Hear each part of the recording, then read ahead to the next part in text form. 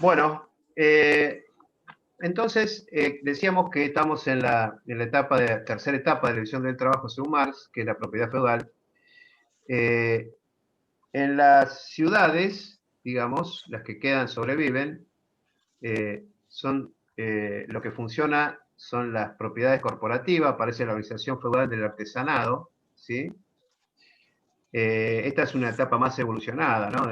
Cuando ya, digamos, se empiezan a constituir ciudades independientes, que son independientes de, digamos, como pequeñas ciudades que se van a ir independizando de ese señor feudal, ¿no? Que quedan como, bueno, en esas ciudades aparecen los gremios, o sea, aparece esa organización corporativa de artesanos, comunidad productiva, las propiedades sobre la base del trabajo de cada uno, ¿sí? Cada uno de los discípulos, de los maestros, de los artesanos. Después aparecen pequeños capitales que son con los que comienzan a juntarse los artesanos y que está vinculado con el crecimiento de la población, con la relación de oficiales y aprendices, esa idea bastante rudimentaria de la producción artesanal. ¿Sí?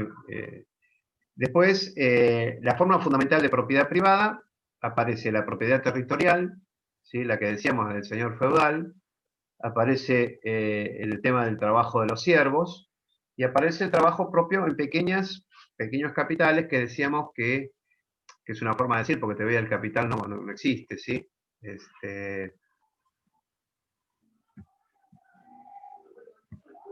Ahí entra a Lorena. Así que bueno, o sea que aparece, digamos, por un lado, lo que sería la propiedad propia del señor feudal, la propiedad más territorial, y aparece también ahora el pequeño propietario, que es el artesano, que es la relación de los oficios y los gremios, ¿no? O sea, la diferenciación entre lo que pasa en la ciudad y lo que pasa en el campo, ¿no? Muy rudimentario. Las condiciones son muy limitadas, las de la producción, o sea, tanto en el campo como en la ciudad, o sea, se produce de manera todavía muy sobre el margen de la subsistencia, se produce para sí mismo, sí, para consumo propio, muy poco es lo que existe de excedente, producción para otros, y por varios motivos, ¿no? Primero porque, bueno, cuestan las comunicaciones, lo que prima es la guerra entre unos y otros, ¿no? O sea, los caminos están llenos de pobres y bandidos, por lo tanto, lo que implica el comercio no está garantizado, por lo tanto, hay un montón de condiciones que no se dan para que la producción tenga un impulso. Entonces, tenemos cultivos escasos y rudimentarios, o sea, con métodos muy simples de producción de la tierra. Después tenemos una industria artesanal, o sea, la producción que decíamos que se da en las ciudades. Y hay una división de trabajo poco desarrollada, pero ya mucho más que la natural, ¿no? O sea, ya existe la división del trabajo mínima dentro de lo que es, por ejemplo, en los gremios, en las corporaciones, en la producción artesanal. Bueno, en la estructura social es estamental, o sea, ¿qué quiere decir? Que es estamentos. Uno son como un estamento es como un estadio o grupo sobre otro, ¿sí? Como superpuestos, como está la Tierra, ¿no? La Tierra son como capas, bueno, los estamentos son como capas sociales, ¿sí? Separadas unas de otras, ¿sí? Que no hay posibilidad de movilidad social, ¿sí? O sea, de pasar de un estadio en otro estadio, o sea, no hay posibilidad de movilizar. O sea, el que es siervo muere siervo, el que es señor feudal es señor feudal, etc. El que es artesano vive y muere siendo artesano. Esa es la idea, ¿sí? Entonces, hay, digamos, una estructura básica que es la nobleza, el clero y el artesanado. Esa es la estructura básica social. En las ciudades aparecen los maestros, oficiales, aprendices y jornaleros. Los jornaleros son la última escala, digamos que son aquellos trabajadores muy rudimentarios que son contratados solamente para algunos trabajos y son jornaleros porque trabajan por el día, digamos, por lo que trabajan en el día, ¿sí? Que no tiene nada que ver con el trabajador llamado aprendiz o oficial, ¿no? Del gremio, ¿no? Ese ya es otro tipo de relación, mucho más a largo plazo. Después, la división del trabajo ya aparece la agricultura, el cultivo parcelado, ¿sí? Y aparece también lo que se llama la industria domiciliaria, o sea, aparece eh, la producción de herramientas, de ropa, digamos, en el espacio propio del campesino. O sea, el campesino comienza a desarrollar una incipiente industria para cosas muy simples, que es hacerse la ropa o producir sus propias herramientas, que son herramientas muy, muy rudimentarias, ¿no? Y ese es el inicio del proceso industrial también, ¿no? Que es la industria domiciliaria, se la llama así, industria domiciliaria, ¿sí? Eh, eh, bueno, la industria la división del trabajo está dada por oficios, ¿no? O sea, no dentro de los oficios, sino por oficios. ¿Qué quiere decir esto? Quiere decir de que el carpintero produce todo lo que el carpintero puede hacer, la silla en su totalidad. No es que tiene adentro alguien que le corta la madera, otro que lo clava, otro que lo arma, etcétera, ¿no? O sea, la división de trabajo es por oficios. Existe el carpintero, existe el herrero, existe, ¿sí? Que hacen todo, ¿sí? Que hacen todo el proceso la misma persona, ¿sí? Puede haber dos personas, pero no se dividen el trabajo, sino que cada uno hace cada unidad, ¿sí? Que eso quede claro, ¿sí? La división también aparece incipientemente, la división entre el comercio y la industria, o sea, los comerciantes empiezan a separarse de los que producen, de los artesanos, y el comerciante empieza a aparecer diferenciado. Comienzan a producirse los viajes, o sea, las caravanas con los mercaderes que van de una ciudad a otra para vender lo que producen. ¿Sí? Después, bueno, ahí terminé. Después la pregunta 4, que es ¿cómo entiende Marx a la conciencia? ¿Sí? Ese es importante, ese concepto, Marx, ¿sí? Porque nos va dando la idea del concepto de materialismo histórico, ¿no? Para Marx, la conciencia es igual a ser consciente. ¿Qué quiere decir? Ser consciente es un proceso real de vida que implica que es el hombre de carne y hueso, el hombre que hace, que produce, ¿sí? Ese es el ser consciente. O sea, el ser consciente es aquel que produce, que transforma la naturaleza y se transforma a sí mismo, y ahí entonces toma conciencia de lo que está haciendo, aprende, y eso le genera una vuelta a la práctica, pero la conciencia no es un momento separado de la práctica, ¿sí? O sea, del hacer. O sea, lo primero que para Marx existe es como el huevo y la gallina. Bueno, para Marx no existe, no hay duda respecto a esto, sino es que no se sabe si es la práctica o la conciencia. Es toda una totalidad y el ser consciente es la conciencia, ¿sí? Eh, Todavía en esta etapa Marx está muy pegado con la idea de la conciencia como reflejo, la ideología como reflejo, o sea, como esos ecos del proceso de vida, ¿sí? O sea, como la ideología es el reflejo de lo que hace, ¿sí?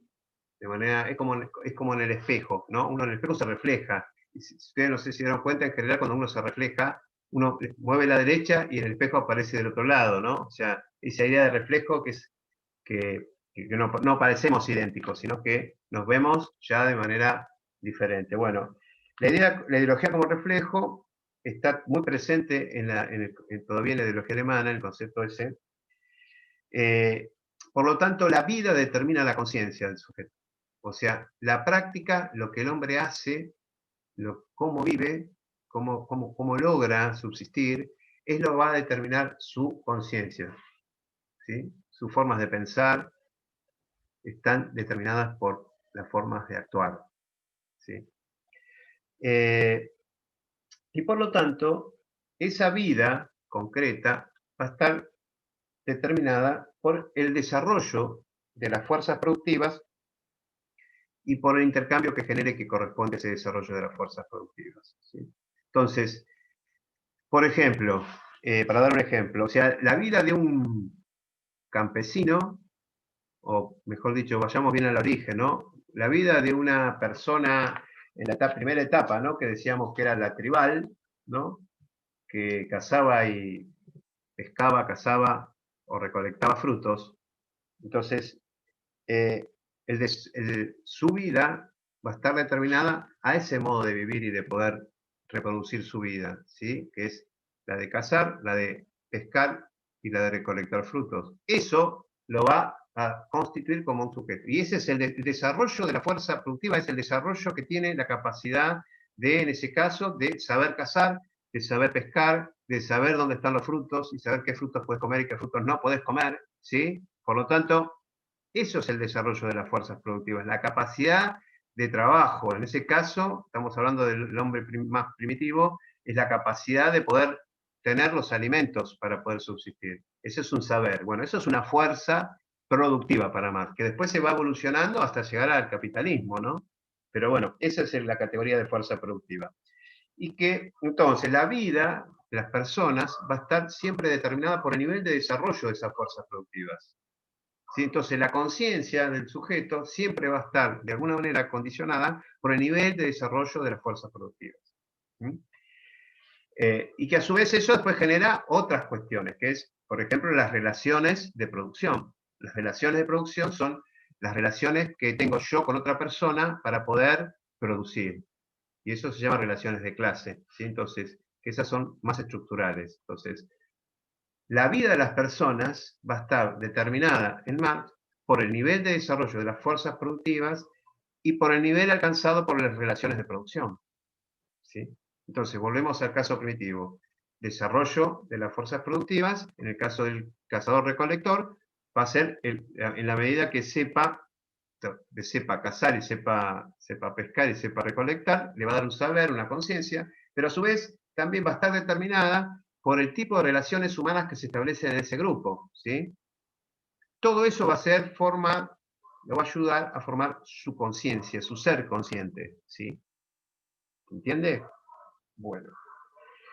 Vamos a la pregunta 5. Explicar los 3 principios que hacen presentes en la génesis histórica y que pertenecen en el presente, ¿sí? Hay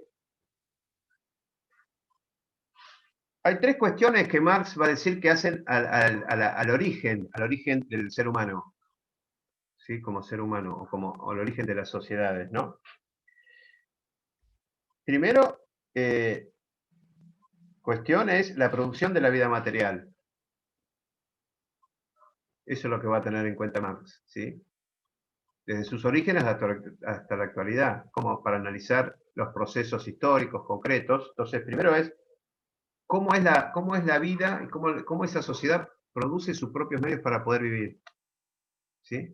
Esa es la primera cuestión que va a analizar Marx de cualquier sociedad. La segunda eh,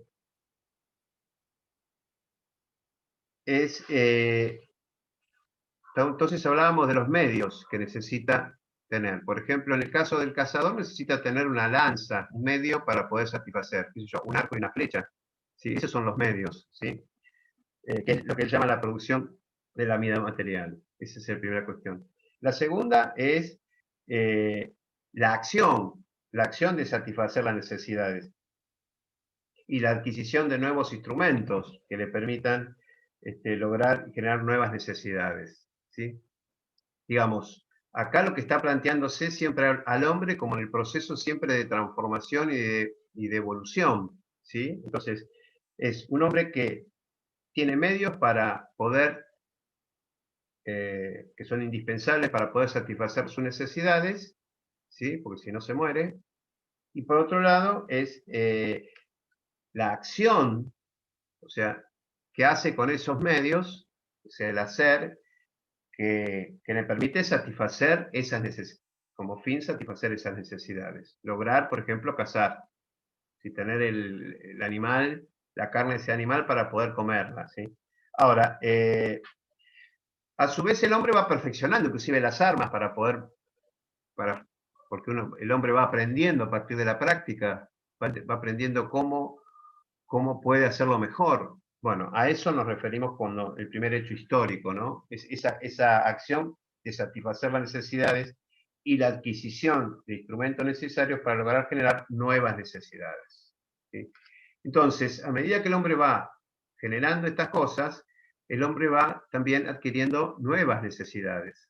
O sea, el hombre perfecciona los instrumentos, hace mejores prácticas, acciones, y a su vez va satisfaciendo necesidades y al hombre se le va generando nuevas necesidades. Esto es el proceso de desarrollo histórico, así en simple, tan simple como eso, ¿sí? Para Marx.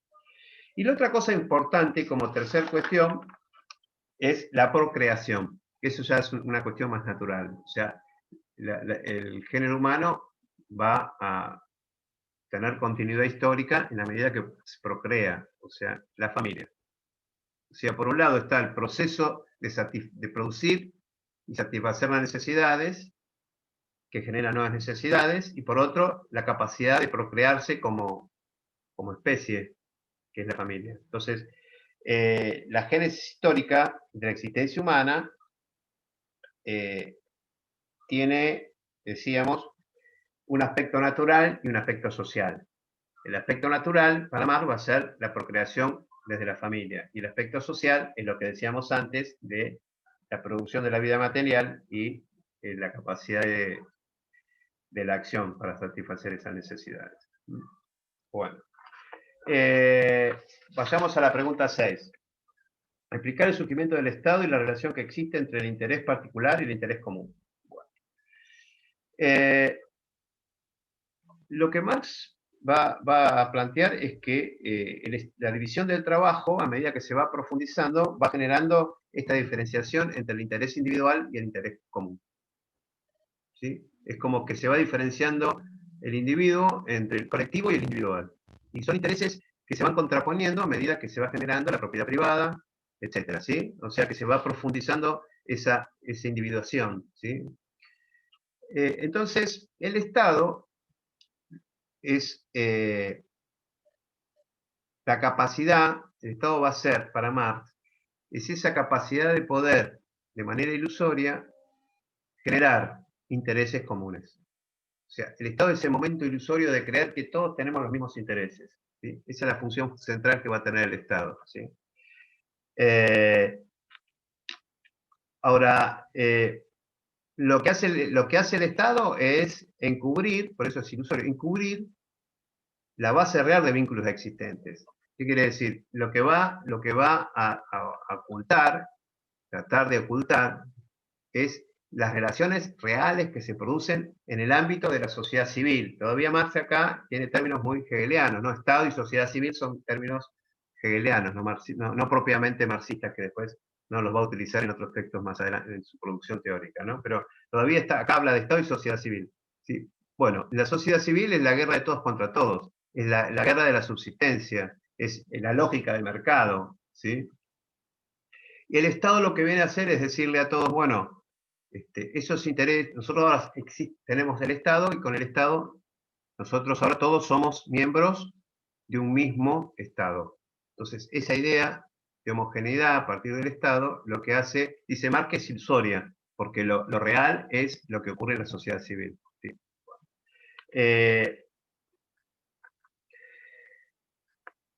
¿Qué más podemos decir? Entonces, lo que dice Marx en este momento, digamos, de la ideología alemana, es que no le queda otra a cualquier clase social, es que tiene que llegar al Estado para poder imponer sus propios intereses y transformar esos intereses en intereses generales. ¿Sí?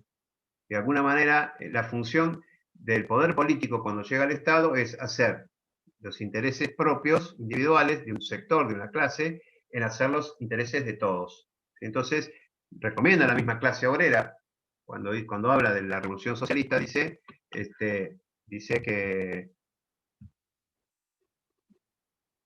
dice esto, ¿no? Dice que hay que tomar el poder político, hay que tomar la rienda del Estado, y después lo que va a hablar, bueno, después eso lo vamos a decir, bueno, pero ahí lo que hace es después imponer ese interés individual en un interés general, ¿sí? Transformarlo en un interés general. ¿Sí? Vamos a la pregunta 7, ¿sí? Nos quedan 10 minutos. ¿Sí? ¿Qué hora es? Sí, tenemos tiempo capaz de armar otro Zoom, ¿sí? Así que bueno, la pregunta 7 dice así: explicar las premisas prácticas que posibilitarían terminar con la enajenación. ¿Sí? Este es un punto en el cual ustedes después lo van a comparar con el capítulo de trabajo alienado que ustedes tienen que leer para la próxima clase. ¿Sí? Si no lo leyeron ya, ¿no? Pero bueno, sí o sí hay que leerlo para la próxima clase. ¿Sí? Y acá vamos a ver un concepto de alienación bastante todavía parecidos. ¿Sí? Él dice que el poder social, o sea, el poder social nace de la cooperación. O sea, el poder social real nace a partir de que todos nos ponemos de acuerdo. ¿Sí? Entonces hay un poder social. ¿Mm? Eh, lo que dice que esta cooperación está basada en la división del trabajo. ¿Mm? Pero ¿qué pasa? No es voluntaria, no es que todos nos pusimos de acuerdo, ¿sí? Sino que él llama la cooperación natural, no voluntaria. ¿Sí? Eh, ¿Por qué no voluntaria? Porque hay un poder ajeno que es el que unifica, no es la decisión de cada uno que participa ahí. ¿Sí? Entonces, ese poder ajeno es el que genera, ¿sí?, esa cooperación. Todos cooperamos, pero hay alguien que decide cómo vamos a cooperar, ¿sí? Cómo va a ser la división del trabajo. ¿Sí? Entonces,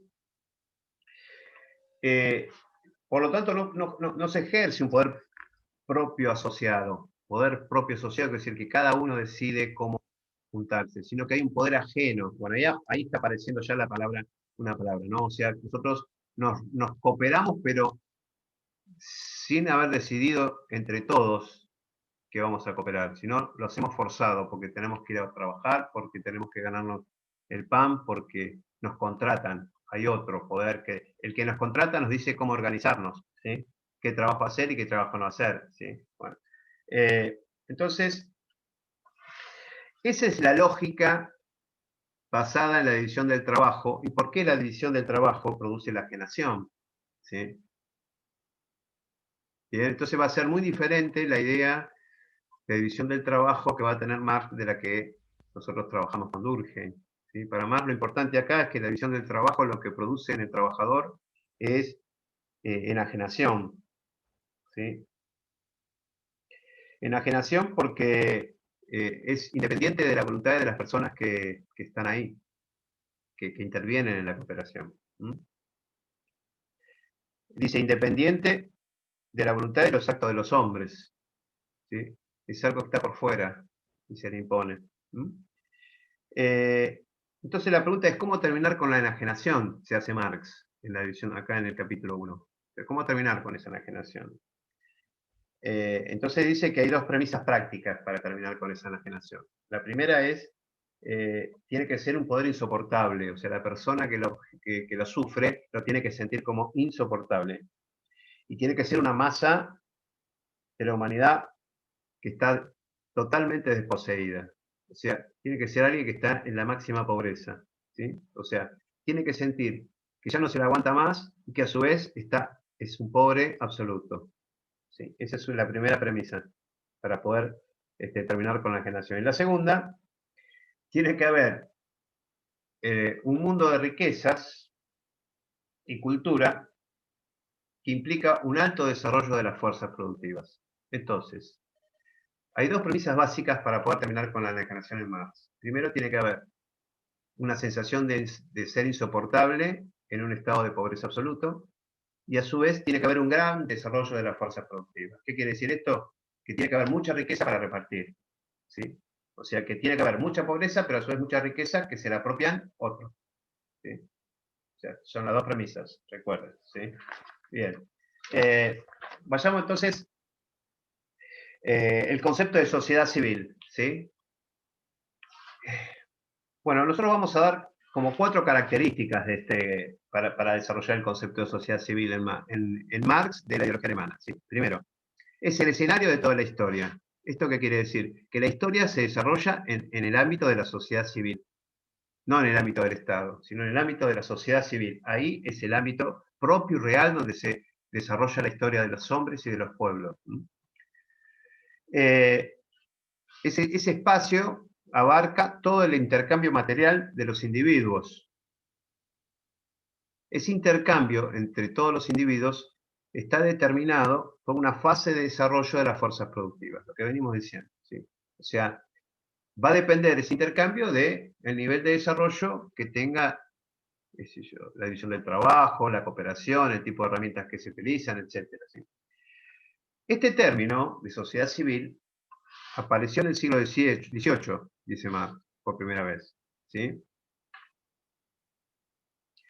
Y dice, el término sociedad civil aparece, está muy vinculado al desarrollo de la propiedad burguesa. Entonces, el término sociedad civil, para Marx, está atado al desarrollo del capitalismo. O sea, la sociedad civil en su mayor desarrollo, el concepto para poder entenderlo es cuando llega a su máximo desarrollo, es en la sociedad burguesa. Entonces está pensando en la sociedad burguesa.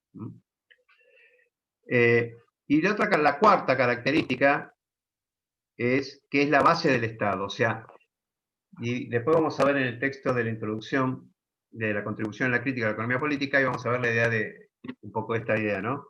La base del Estado, acá lo enuncia un poco, ¿no? La sociedad civil es la base del Estado, ¿sí? El Estado viene a ser como lo que está por encima de esa sociedad civil, ¿sí? Después Marx va a hablar de estructura y superestructura, ¿sí? Para hacer una comparación, acá la estructura sería la sociedad civil, estos intercambios, esta vida real, se da en la estructura, que después va a ser la base económica, pero ahí, la base económica, ahí los intercambios son generales, no solamente económicos, sino intercambios humanos, de todo tipo, ¿sí? Es la vida real que se desarrolla, esa es la sociedad civil, pero aparece después la superestructura, que es el Estado, que es esa idea ilusoria de que todos formamos parte de una comunidad, que tenemos que tender a la armonía. Por eso es ilusoria, porque en la vida real, en esa sociedad civil, todos luchamos para sobrevivir unos contra otros, ¿sí? Y en el Estado parece que existe armonía. El Estado es aquello que parece que somos todos parte de lo mismo y encubre las diferencias, ¿sí? Bueno, esto sería el concepto de sociedad civil. Se va a cortar en cualquier momento, nos volvemos a conectar y ya después terminamos, nos queda un rato, ¿sí? Vayamos a la pregunta 9, que dice, y ya la dejo planteada, explicitar en qué consiste el concepto de historia que propone Karl Marx, lo que nosotros llamamos materialismo histórico. Es un concepto clave para que ustedes tienen que entender, ¿sí? Para entender a Marx tengo que saber qué es el materialismo histórico, cuál es la diferencia, cuál es lo que plantea Marx respecto a cualquier otro tipo de análisis histórico, ¿sí? Nosotros, bueno, para explicar esto, es como un resumen de lo que de todo el capítulo, ¿no? Para entender el materialismo histórico,